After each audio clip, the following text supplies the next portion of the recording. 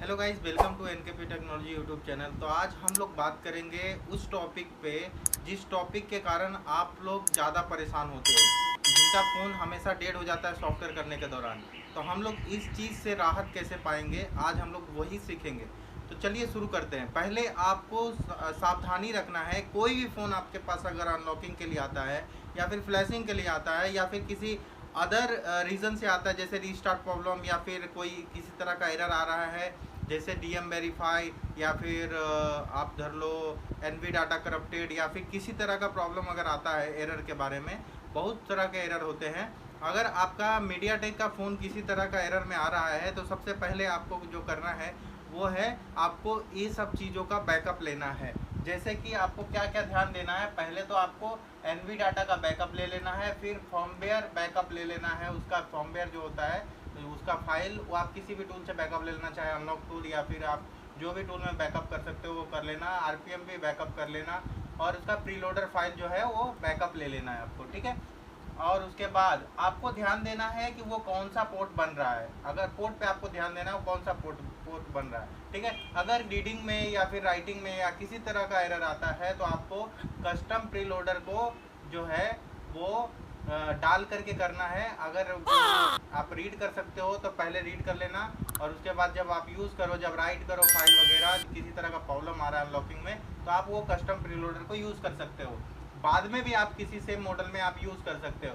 ये N V data रखने का रीज़न ये है कि अगर आपका फ्लैशिंग के दौरान अगर आपसे कोई गलती हो जाता है तो आप वो एनवी डाटा को दोबारा राइट करके फ्लैशिंग करने के बाद आपका जो सीरियल नंबर और आईएमईआई नंबर वगैरह है वो रिटर्न आ जाएगा।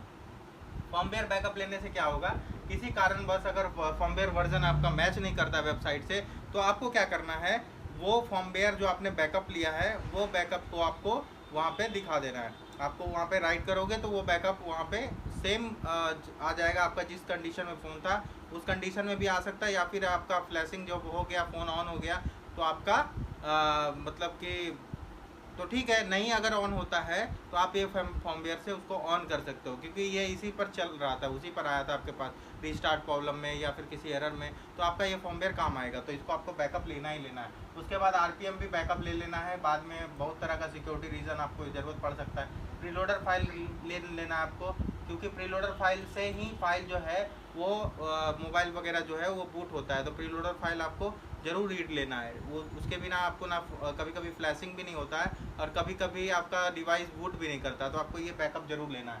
उसके बाद ये पोर्ट वगैरह जो है वो आपको ध्यान देना है। जैसे मीडिया टेक पोर्ट बन रहा है तो आपको किस तरह यूज़ करना है, प्रीलोडर पोर्ट बन रहा है तो किस तरह यूज़ करना है टूल में, वो आपको सब डिटेल में धीरे धीरे आपको पता चलेगा। ये सब सावधानी आपको ज़रूरी रखना है। अगर क्वालकॉम का सेट है तो आपको क्वालकॉम का सेट में क्या करना है, उसका ईएफएस वगैरह जो होता है उसका बैकअप ले लेना है। ईएफएस का बैकअप ले लेना है और आप मतलब ज़्यादातर जितना भी हो आपको बैकअप लेकर ही काम करना है। अगर आप बैकअप नहीं लेते हो तो बाद में आपको प्रॉब्लम होगा। और यहाँ पर आगे देखते हैं क्या है, आगे है रॉन्ग मॉडल रॉन्ग टूल, ठीक है। अब यहाँ पर ये एक टॉपिक है रॉन्ग मॉडल रॉन्ग टूल। जैसे कि आपका मॉडल जो है वो वीवो का V9 है और आपने उसको अनलॉकिंग के लिए या फ्लैशिंग के लिए आपने यूज़ किया यूएमटी, तो आपका उस कंडीशन में क्या होगा, सेट हो जाएगा डेड। सेट डेड होने के बाद आपको अब परेशानी होगा फ्लैशिंग का।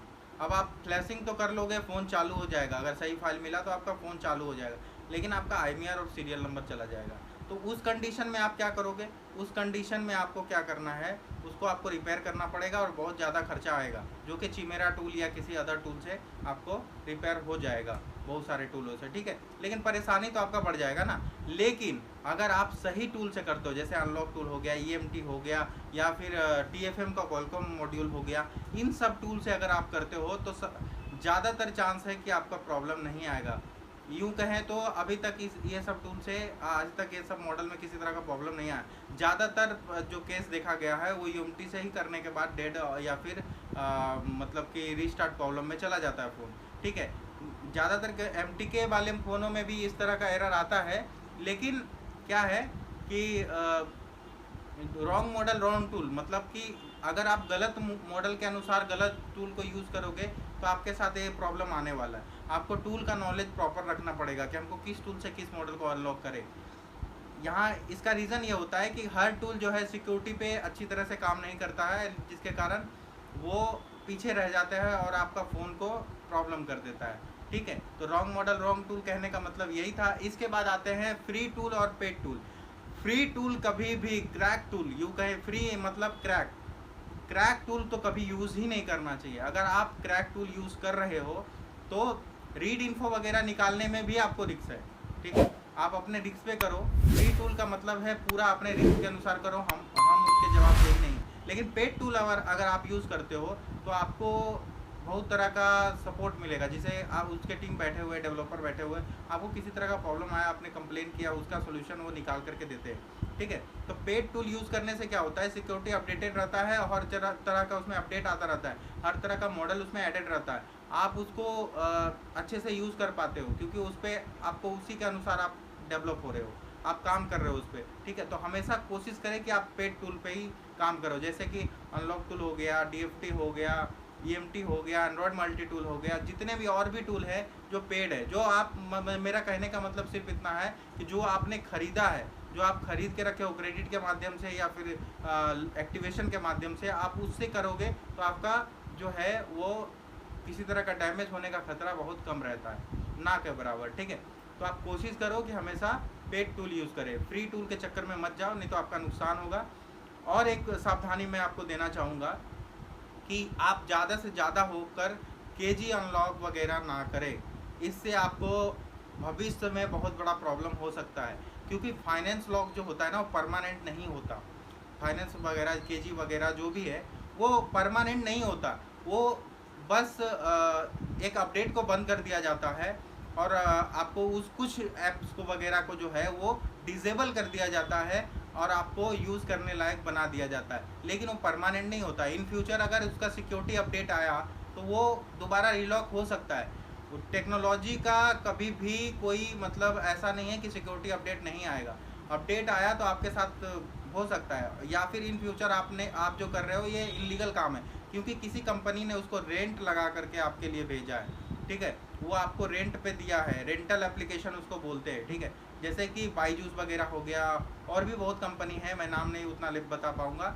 ठीक है, तो बहुत सारे कंपनी हैं जो अपना अपना रेंटल लगाते हैं, लेकिन प्रोसेस और डेवलपर का काम जो होता है वो उतना ही होता है कि उस चीज़ को उतना करके वो मॉडिफाइड करके रख देते हैं मोबाइल को। आप उससे ज़्यादा उसको यूज़ नहीं कर सकते। आप अगर फीस नहीं भरते हो तो आपको बहुत तरह का प्रॉब्लम का सामना करना पड़ सकता है। ठीक है, अब बहुत सारे SPD केस में आजकल देख रहे हैं कि हम UMT वगैरह से अनलॉक कर रहे हैं, डेड हो जा रहा है, या फिर हम किसी अनदर प्रोसेस से जिसका गलत मॉडल सेलेक्ट करके यूज़ कर दे रहे हैं, हमको पता नहीं है कि वो किस में यूज़ होगा और वो डेड हो जा रहा है। उस कंडीशन में आपको या तो फ्लैश करना पड़ता है या फिर आपको उसका प्रोग्रामिंग करना पड़ता है। लास्ट सोल्यूशन रह जाता है प्रोग्रामिंग। लास्ट सोल्यूशन के चक्कर में कभी मत जाए, क्योंकि सबको नॉलेज जो है वो प्रोग्रामिंग का नहीं है। बहुत कम लोग प्रोग्रामिंग का नॉलेज रखते हैं, जिनके पास प्रोग्रामिंग टूल है बहुत लोग खरीद के नहीं रखे, उनको बहुत बड़ा परेशानी हो जाता है। वो 100-200 कमाने के चक्कर में काम तो ले लेते हैं, लेकिन वो फंस जाते हैं, फिर उनको 2000-3000 का नुकसान भरना पड़ता है। ठीक है, तो मैं आपको सोल्यूशन दूंगा कि कभी भी कोई काम करो तो पहले उसका साइड इफ़ेक्ट पे ध्यान दो। अगर आप साइड इफ़ेक्ट पे ध्यान नहीं दोगे तो बाद में आपको ही पछताना पड़ेगा, क्योंकि दूसरा कोई आपके लिए भरपाई करने नहीं आएगा। कस्टमर बोलेगा मैं तो फ़ोन चालू दिया था, मुझे क्या पता। उस वक्त आप क्या करोगे? कस्टमर अपना कभी भी गलती क्यों दे, और गलत है भी नहीं, वो आपको अगर चालू फ़ोन दे रहा है तो आपका कर्तव्य बनता है कि आप उसको चालू करके दो। ठीक है, अगर लेकिन आपको हमेशा ध्यान रखना है कि कोई भी काम आप कर रहे हो तो आपको प्रूफ ज़रूर लेना है। कुछ लोग कमेंट कर रहे थे कि क्या सर मैं हार्डवेयर करूँ तो भी प्रूफ लूँ, लेकिन मैं आपको बताऊं कि बहुत जगह ऐसा लिखा हुआ है कि अगर आप हार्डवेयर या सॉफ्टवेयर कुछ भी करते हो तो आपको बिल या डब्बा या फिर डॉक्यूमेंट्स लेकर के ही काम करना चाहिए। कुछ लोग बोलेंगे कि सर ये इतना बिल और डब्बा लेना संभव तो नहीं है। मैं बोलूँगा कि भैया अपने दुकान का एक जॉब शीट ज़रूर बनाओ। जॉब शीट बना के रखोगे, इन फ्यूचर आपके बहुत काम आने वाला है, आपको बहुत चीज़ों के लिए काम आने वाला है। जैसे कि आप अगर जॉब शीट बना के रखते हो, कस्टमर का फ़ोन नंबर है, आप आने वाले किसी भी टाइम में अपना दुकान का प्रोडक्ट का आप उसको ऑफ़र दे सकते हो, आप उसको कनेक्टेड रख सकते हो अपने दुकान पे। आपका बिजनेस डेवलपमेंट के लिए बहुत ज़रूरी है ये सब चीज़ें। आपको उसका डॉक्यूमेंट्स बना करके ज़रूर रखना है। कस्टमर अगर आपके पास आए तो उसका फ़ोन नंबर वगैरह ज़रूर रखें, जो भी है वो इन फ्यूचर में आपके काम आएगा ज़रूर। क्योंकि कस्टमर बहुत बार क्या होता है, उसका फ़ोन ख़राब हो जाता है या फिर किसी अदर रीज़न से उस आपका नंबर जो है वो डिलीट हो जाता है, तो फिर वो आपका नंबर लेने आपके पास हो सकता है आपका दुकान जो है शिफ्ट हो गया हो, या फिर किसी रीज़न से आपको वो नहीं कांटेक्ट कर पा रहा हो। तो अगर आप उसका नंबर रखते हो तो आप उसको मैसेज भेज सकते हो, महीना में 1 बार भेज सकते हो, 2 बार भेज सकते हो, या आपके ऊपर डिपेंड करता है। कस्टमर को बार बार मैसेज भी नहीं भेज सकते आप, क्योंकि वो हरासमेंट फील करेगा। ठीक है, तो आपको उस तरह से उसको अच्छा ऑफर, मुस्कुराहट के साथ सही जवाब, मतलब अच्छे से उसको एक्सप्लेन करके अगर आप कस्टमर हैंडल करोगे तो आपके तरह साथ कभी भी प्रॉब्लम नहीं आएगा। बहुत तरह कस्टमर आते हैं हमारे पास, आकर के बोलते हैं कि कल रात तक तो फ़ोन ठीक चल रहा था, अचानक से इसको क्या हो गया। तो हम उसको यही जवाब देते हैं। मेरे पास बस एक ही जवाब रहता है, ये मेरा अपना जवाब है कि मैं बोलता हूँ अच्छा चीज़ ही ख़राब होता है। कभी आपने सुना है ख़राब चीज़ ख़राब हो गया? बोलता है हाँ, बात तो आप सही बोल रहे हो, ख़राब चीज़ कभी ख़राब कैसे हो सकता है। तो आपको भी उस तरह से सोच सोच के जवाब देना है। कस्टमर अगर आपको बोले कि आपके यहाँ से बनवा के ले गए थे और ये ख़राब हो गया, तो आपको उस कंडीशन में क्या करना है, आपको बोलना है देखिए ये टेक्निकल चीज़ है, ये हमारे हाथ में नहीं होता। फिर भी मैं अगर कुछ प्रॉब्लम हुआ है तो मैं देखता हूँ जितना संभव हो ठीक कर पाए तो कर देंगे, नहीं तो कोई पार्ट्स ख़राब रहा तो आपको पेमेंट इसका देना पड़ेगा, इसका सर्विस चार्ज आपको देना पड़ेगा। मैं देखता हूँ जितना हो सके कस्टमर को अच्छा व्यवहार दे, क्योंकि कस्टमर आएगा तभी हमारा दुकान चलेगा। ठीक है, और अपडेट हमेशा अपने ऊपर अपडेट रखें, क्योंकि जब अपडेट किसी चीज़ में नहीं आता ना तो उसको यूज़लेस बोलते हैं। अगर आप अपडेट नहीं रहोगे तो आप भी एक दिन यूज़लेस हो जाओगे। अगर जिस तरह मोबाइल में हर महीने, हर 2 महीना, 4 महीना, 1 साल पर अपडेट आता है, उस तरह आपको भी हर दिन अपने आप को कुछ ना कुछ अपडेट करना है। वो अपडेट कैसे आएगा? काम करके। वो काम जब आप करोगे तो आपके अंदर अपडेट आएगा, आप हर चीज़ का नॉलेज रख पाओगे। कुछ लोग बोलते हैं कि सैमसंग FRP 500 रुपये में, कोई तो 200 में कर रहा है, कोई 500 में कर रहा है। तो सर मैंने 300 में कराया था, आज 500 कैसे हो गया? अरे भाई, ये टेक्नोलॉजी है। टेक्नोलॉजी कभी भी किसी का फिक्स नहीं होता।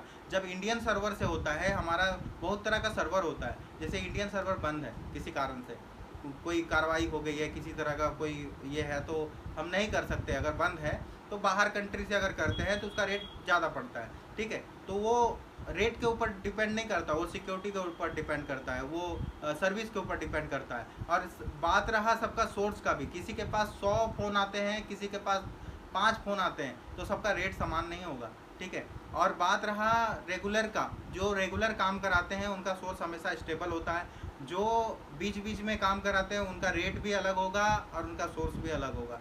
तो आप लोग मार्केट में इसी चीज़ पे कंफ्यूजन में रहते होगे। अगर आपको किसी तरह का और भी दिक्कत आता है तो आप लोग कमेंट, ज़्यादा से ज़्यादा कमेंट करिए, मेरे चैनल को सब्सक्राइब करिए। अगर आप लोग नहीं डिमांड करोगे, आप लोगों का प्रॉब्लम हमको नहीं पता चलेगा, तो मैं कैसे उस टॉपिक पे कुछ सोल्यूशन दे पाऊँगा। ठीक है, और एक भाई ने सवाल किया था कि किसी भी MT के फ़ोन का, नया फ़ोन को कैसे ऑथ बाईपास करें। मेरे भाई, अगर वो सपोर्टेड CPU का होगा तो उसका ऑथ बाईपास होगा। अगर वो सपोर्टेड CPU का नहीं होगा तो ऑथ बाईपास नहीं होगा। जो हमारे MT के ऑथ बाईपास टूल वगैरह होते हैं, इसमें आप ऑथ बाईपास नहीं कर पाओगे। अगर वो ऑथ बाईपास कर होने लायक रहेगा तो होगा। न्यू सिक्योरिटी वाले जो भी होंगे वो ऑनलाइन क्रेडिट के माध्यम से होंगे। जैसे रेडमी का फ़ोन अगर है तो ऑनलाइन क्रेडिट के माध्यम से ही आप उसको ऑथ बाईपास करके आप फ्लैश कर सकते हो। सारा कहानी वैसा ही है। ठीक है, सारा कहानी न्यू सिक्योरिटी पे ही डिपेंड रहता है। और आपको साफ साफ बता दूं कि वीवो का 90% फ़ोन अभी अनलॉक या फ्लैश नहीं हो रहा है आज के डेट में। आगे हो सकता है अपडेट आ जाए, आगे हो सकता है कि बहुत तरह का अपडेट बहुत टूलों में आ जाए। आप कभी भी वीडियो को, आज का वीडियो को कल से तुलना मत करो, कल का तुलना आज से मत करो, क्योंकि जो कल होगा वो कल ही होगा। जो हो चुका है वो ज़रूरी नहीं है कि वो होता ही रहेगा। हर चीज़ का एक चेंजेस होता है। Changes is part of life. हमेशा लाइफ में परिवर्तन ज़रूरी है। ठीक है, हर चीज़ का परिवर्तन होता रहता है। आपने देखा होगा कि सैमसंग का एक ज़माना था जब हम लोग क्या बोलते हैं, कॉम्बिनेशन फाइल से चढ़ा करके उसका ADB इनेबल करके हम लोग सैमसंग FRP वगैरह किया करते थे।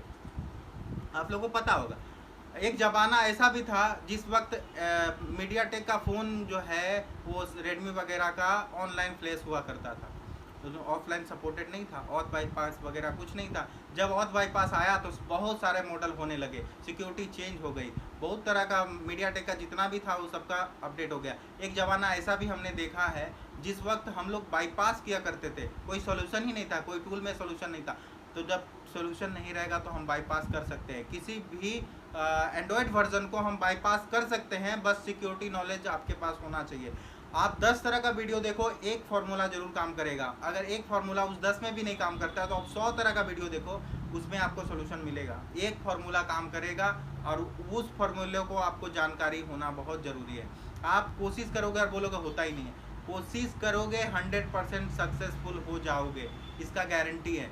हम आज जो भी है, आज 10 साल से लगभग सॉफ्टवेयर कर रहे हैं जी, उस वक्त से कर रहे हैं जिस वक्त से कीपैड फ़ोन में RSTS वगैरह की हुआ करता था, हम उस वक्त से सॉफ्टवेयर कर रहे हैं। लेकिन आज के नए नए बंदे जो कवर का दुकान खोले हैं, जो मोबाइल का दुकान खोले हैं, जो छोटा मोटा दुकान खोले हैं, और वो एक कुछ नया टूल खरीद करके यूट्यूब से वीडियो देख करके अनलॉकिंग करके वो सोचते हैं कि मैं टेक्नीशियन बहुत बड़ा बन गया। अरे भाई, तुम्हारी सोच अच्छी है, मैं ये नहीं बोल रहा तुम्हारी सोच गंदी है, तुम्हारी सोच अच्छी है, लेकिन नॉलेज पूरा ले लो। आधा अधूरा नॉलेज हानिकारक होता है। आधा नॉलेज रखोगे आप गड़बड़ करोगे। अब आप सोचो ना कि मेरे एक भाई थे, मतलब मैं उनका नाम नहीं बता सकता, मैं भाई बोल रहा हूँ क्योंकि वो टेक्नीशियन भाई तो सब हमारे भाई हैं। तो वो क्या किए कि मैं फॉर्मेट एड्रेस को लेकर के एक इन5 मॉडल टेक्नो का मैं ये FRP कर रहा था, तो मैं करके निकल गया, उनके पीसी में वो फाइल छोड़ दिया। SP फ्लैश टूल से मैंने फॉर्मेट एड्रेस डाल करके FRP वगैरह कर दिया, उनका कंप्लीट हो गया, मैं तो निकल आया। लेकिन वो दोबारा ट्राई कर रहे थे उसी से, और ट्राई करने में उन्होंने दे दिया सत्यानाश कर, उसको डेड कर लिया। उसके बाद मुझे मैसेज करते हैं कि सर मेरा ये डेड हो गया, आप तो कर दिए। मेरे को वो फ़ोटो भेज चुका था, FRP डन है, पेमेंट आ गया। उसके बाद मेरे को बोला हो गया। उसके बाद वो बोलता है कि सर ये फ़ोन डेड हो गया। हम बोले कैसे डेड हो गया, तो चल रहा था तो बन गया था, मैंने तो FRP अनलॉक कर दिया था। तो बोलता है कि नहीं सर, ये अनलॉकिंग करने के बाद थोड़ा देर चला, उसके बाद डेड हो गया। मैंने बोला एक बात बताओ कि आपने कुछ किया है या फिर ऑटोमेटिक बंद हुआ है? तो बोलते पहले तो बता नहीं रहा था। उसके बाद मैंने पूछा कि सच बताओ, क्योंकि चालू करके मैंने दिया, इसके बाद मेरा कुछ नहीं है, सच बोलोगे तो कुछ कर सकता हूँ। तो उसने बोला कि हाँ सर, मैंने इसको इस तरह से ये किया था, मैं ट्राई कर रहा था कि इसको कैसे FRP अनलॉक करते हैं, तो मैं उसी चक्कर में ये डेड हो गया। तो मैंने पूछा क्या क्या किए थे, तो उसने बताया ये किया। तो गलती क्या किया था पता है?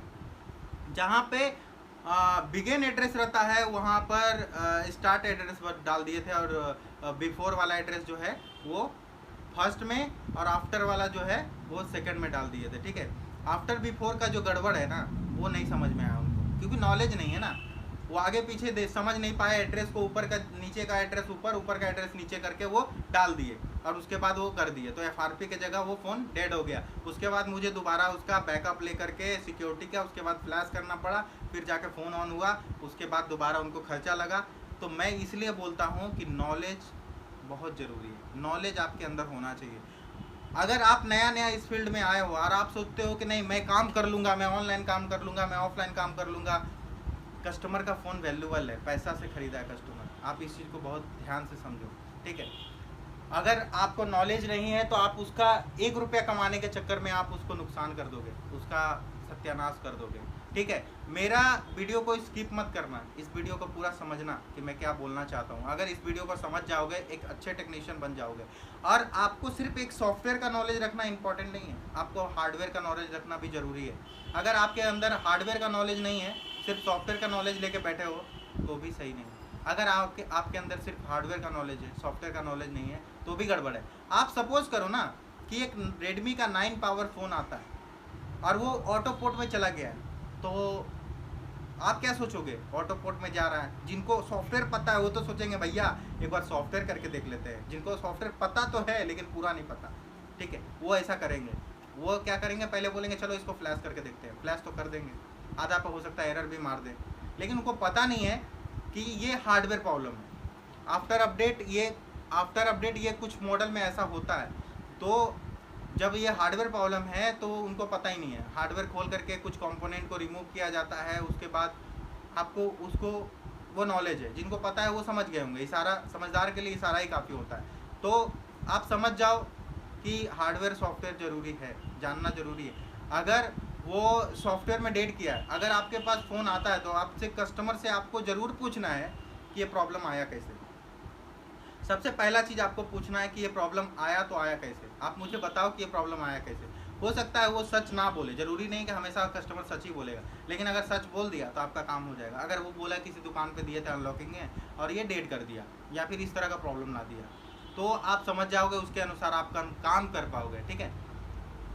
अगर वो बोलता है कि गिरने से बंद हुआ, तो आपको समझ में आ जाएगा या तो इसका आईसी जो है वो ब्रेक हुआ होगा, या फिर ड्राई सोल्ड हुआ होगा, या फिर कुछ और शॉर्टिंग वगैरह हो सकता है, तो आप ये देख सकते हो। या फिर वो बोल दे कि ये पानी में गिरा था, तो उस कंडीशन में भी आपको हार्डवेयर देखना है, सॉफ्टवेयर देखना नहीं है। और आपको ये इसीलिए मैं बता रहा हूँ कि हार्डवेयर एंड सॉफ्टवेयर का नॉलेज दोनों ही इम्पोर्टेंट है।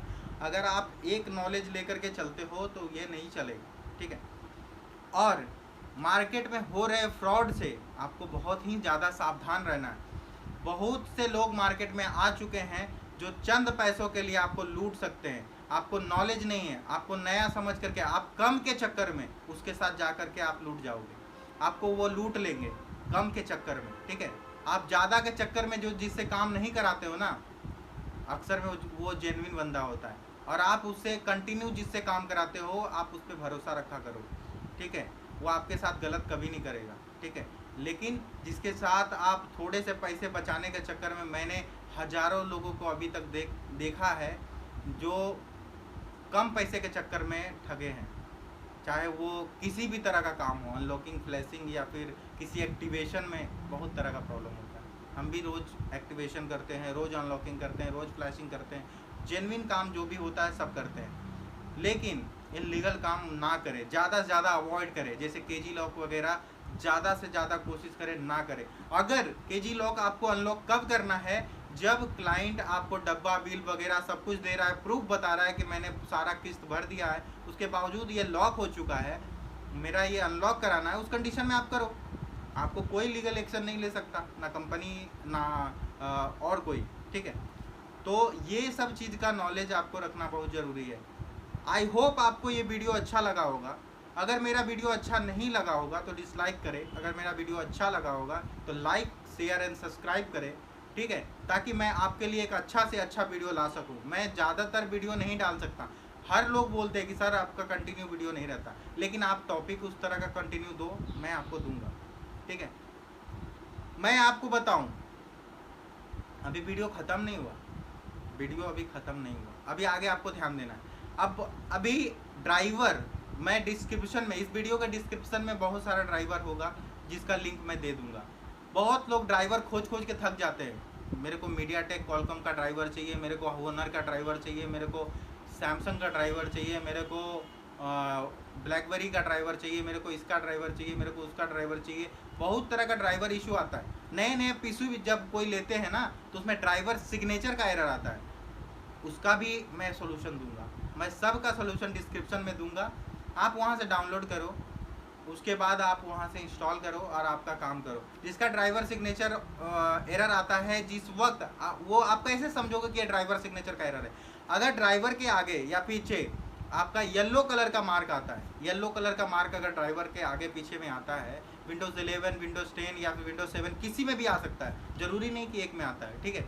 तो उस कंडीशन में आपको क्या करना है, ड्राइवर सिग्नेचर को ऑफ करना है। एक स्क्रिप्ट आता है, उसके माध्यम से भी आप कर सकते हो। जब आप रन करोगे तो उसको तो पीसी रीस्टार्ट होगा, रीस्टार्ट होने के बाद जाएगा ट्रबल शूटिंग में, ट्रबल शूटिंग के बाद आपको एडवांस ऑप्शन में जाना है, स्टाटस रिपेस में जाना है, उसके बाद रीस्टार्ट करना है, उसके बाद F7 में जाना है और आपको ड्राइवर सिग्नेचर को सॉल्व कर लेना है। उसके बाद आपका ड्राइवर का प्रॉब्लम सॉल्व, ठीक है।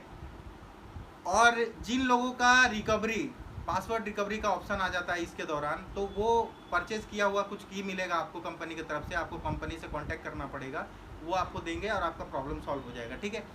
उसके बाद ये तो हो गया ड्राइवर सिग्नेचर का बात। कुछ कंडीशन में क्या होता है, पीसी रीस्टार्ट होने लगता है, मतलब कनेक्ट करते हैं मोबाइल, ड्राइवर बनता है और पीसी रीस्टार्ट हो जाता है। उस कंडीशन में आपको क्या करना है, लीव यूएसबी ड्राइवर को आपको इंस्टॉल करना है। इंस्टॉल करके रिमूव ऑल फिल्टर लिखा होगा जो सबसे नीचे थर्ड ऑप्शन, उसमें आपको क्लिक करके ओके करना है। उसके बाद ओके करने के बाद आप दोबारा से रनिंग करो, आपका प्रॉब्लम सॉल्व। ये कुछ तरह का एरर है, ठीक है।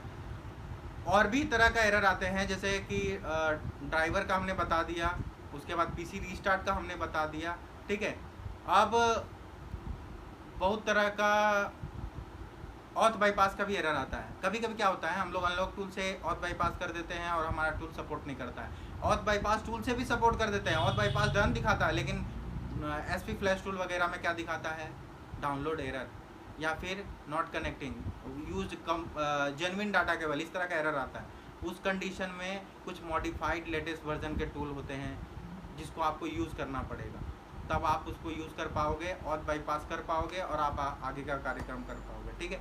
आई होप आपको ये वीडियो अच्छा लगा होगा। अगर अच्छा लगा है तो लाइक शेयर एंड सब्सक्राइब करें। मिलते हैं किसी नए वीडियो में एक नए टॉपिक के साथ। तब तक के लिए जय हिंद, राम राम, आप सभी का धन्यवाद।